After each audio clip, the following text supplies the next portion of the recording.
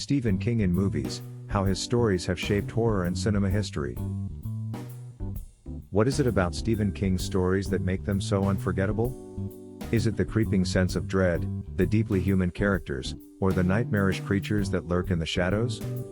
King's novels aren't just horror stories, they're explorations of fear, power, and the human psyche.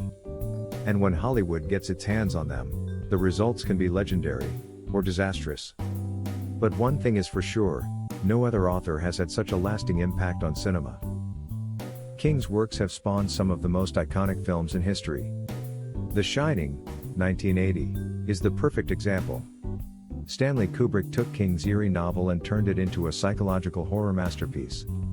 Even though King famously dislikes Kubrick's adaptation, there's no denying the cultural impact of Jack Nicholson's unhinged performance as Jack Torrance. "Here's Johnny" has become one of the most quoted lines in film history. Then there's It, 2017, which revived Pennywise the Clown for a whole new generation. Bill Skarsgård's terrifying portrayal of the shape-shifting entity gave us nightmares, while The Losers Club reminded us that King's stories aren't just about horror, they're about friendship, resilience, and facing our deepest fears. The movie was a box office juggernaut, proving that King's works still have an undeniable pull decades after their publication. But King's cinematic influence extends far beyond horror. The Shawshank Redemption, 1994, is widely regarded as one of the greatest films ever made. Adapted from King's novella Rita Hayworth and Shawshank Redemption, the film showcases his gift for crafting deeply moving stories about hope and redemption. Then there's The Green Mile, 1999, another emotional powerhouse that proves King isn't just about scaring us, he's about making us feel.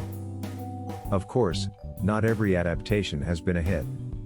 The Dark Tower, 2017, was a massive disappointment, failing to capture the complexity and grandeur of King's epic book series.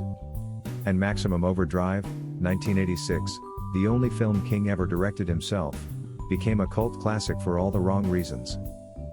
Yet, despite the misses, King's works continue to inspire filmmakers.